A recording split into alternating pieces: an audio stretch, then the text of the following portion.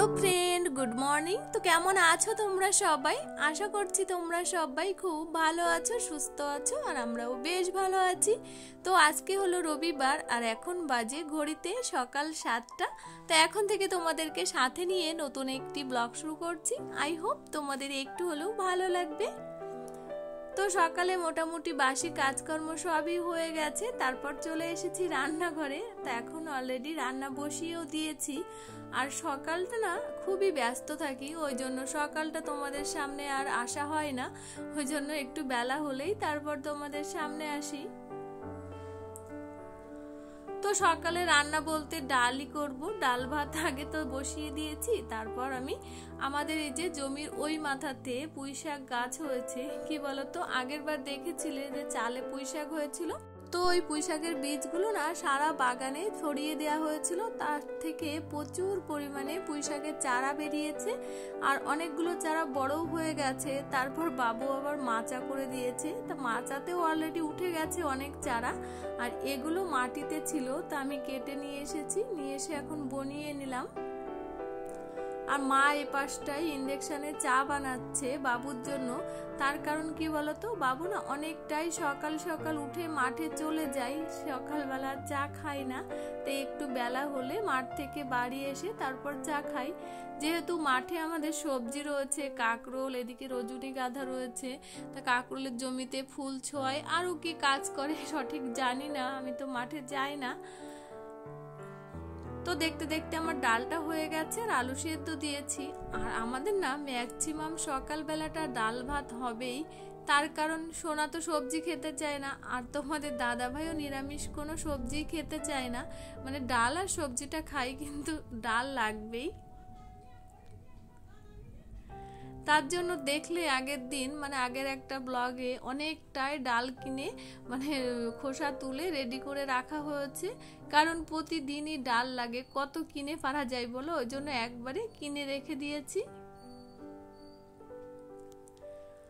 তো ডালটা নামিয়ে এখন পুঁইশাকটা করে নিচ্ছি। আর এই পুঁইশাকের ভিতরে নানান রকমের সবজি দেওয়া হয়েছে, কুমড়ো, পটল, ঝিঙে, মানে সব ধরনের সবজি দিয়ে একটা এই যে তরকারি রান্না করে নিয়েছি।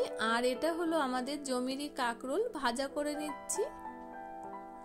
তো ভাজাটাও অলরেডি হয়ে গেছে। তারপর এটা হলো পাট শাক। তা পাট শাকটাও আমাদের জমির।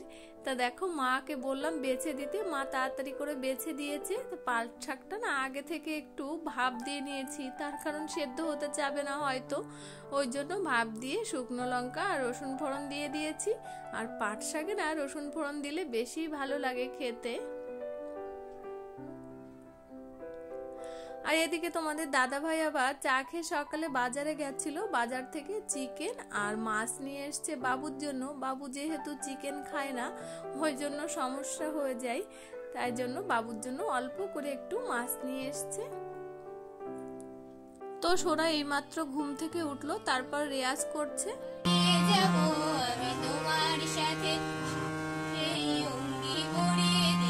কিছু সময় রেখো তোমার হাতে, আজ মন চেয়েছে আমি হারিয়ে যাব আমি তোমার সাথে।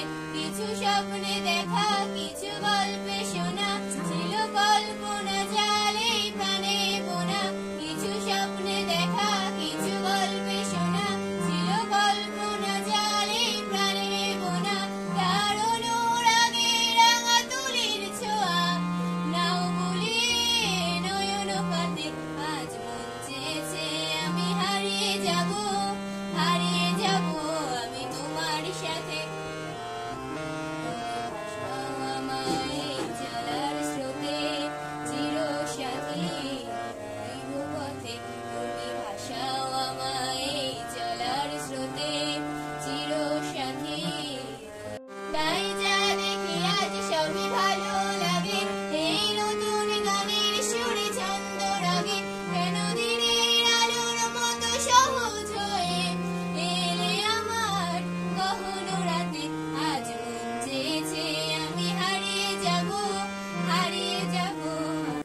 সোনা ওদিকে সকালবেলায় গানের রেয়াজ করছে, আর এদিকে দেখতে দেখতে আমার রান্নাগুলো সব কমপ্লিট হয়ে গেছে।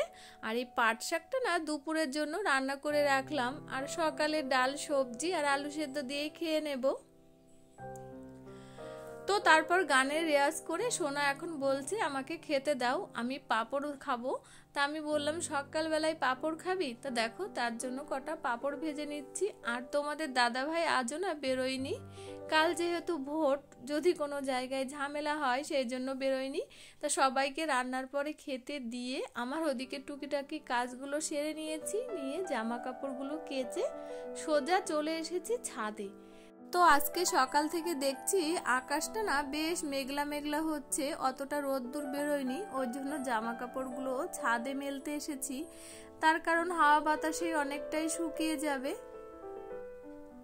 তো তারপর নিচে চলে এসেছি, খাওয়া দাওয়া কমপ্লিট করে নিয়েছি। আর সোনার এখন পড়াতে এসেছে। তার কারণ কি বলতো, এই যে কাকা পড়ায় উনি তো স্কুল টিচার, তা কালকে আবার ওনার ভোটের ডিউটি রয়েছে, ওই জন্য আজকেই পড়িয়ে দিচ্ছে অসময়ে।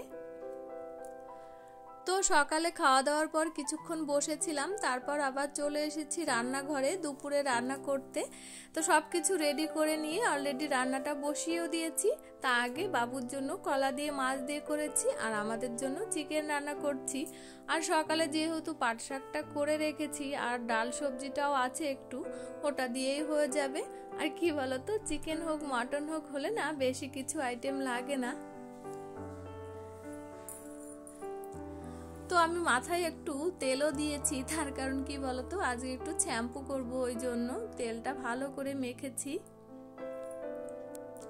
আর এতটা গরম পড়ছে তো ওই জন্য আমি আর তেল মশলা বেশি দিইনি, অল্প করে দিয়েছি, দিয়ে হালকা ঝোল করব চিকেনের। আর সাথে একটা বড় রসুনও দিয়েছি আমার জন্য। তো রান্নাটা আমার কমপ্লিট হয়ে গেছে, তারপর চলে এসেছি স্নান করে ঘরে। তো শ্যাম্পু করেছি তো ওই জন্য চুলের অবস্থা এমন লাগছে। আর এর আগে না আরো চুল ছিল, কিন্তু এখন এত পরিমাণে হেয়ার ফল হয় তার কারণে চুল সবই উঠে গেছে। তো মাথাটা আঁচড়ে এখন সিঁদুরটা পরে নিচ্ছি। তো তারপর আমি চলে এসেছি পুজো দিতে। তো এখন পুজোটা ঝটপট দিয়ে তারপর সবাইকে খেতে দিয়ে দেব। আর যেহেতু সবাই বাড়িতে রয়েছে, আর আমাদের কি বলতো দুপুরের খাওয়াটাও না সকাল করেই হয়ে যায়। তোমাদের দাদা ভাইয়ের যেমন মানে 12টায় স্নান করলেই 12টায় খেতে দিতে হয়, 1টায় স্নান করলে 1টায় দিতে হয়, এমন আর কি। তারপর পুজো দিয়ে আমি সবার কাছে শুনলাম, তা বলছে এখন খাবো না, একটু বাদে খাবো। তা আমি ভাবলাম তাহলে এখন ছাদে গিয়ে জামা কাপড়গুলো তুলে নিয়ে আসি। আর এখন না বেশ রোদ্দুর বেরিয়েছে, জামা কাপড়গুলো অলরেডি শুকিয়েও গেছে। তো জামা কাপড়গুলো নিয়ে এসে সবাইকে খেতে দিয়ে আমিও খেতে বসে পড়েছি। আর আমার না টেবিলে বসতে অতটা ভালো লাগে না, এই জানলার সাইডে বসে খেতে বেশ ভালোই লাগে। তো খাওয়া দাওয়া সবার কমপ্লিট হয়ে গেছে, তারপর এই যে বাসনগুলো মেজে রাখছি। আর আমার না রোজকারের অভ্যাস, দুপুরে খাওয়ার পরেই হোক আর সকালে খাওয়ার পরেই হোক বাসন মেজে তারপর আমি মানে বসি আর কি, মানে বাইরের কোনো কাজে হাত দিই।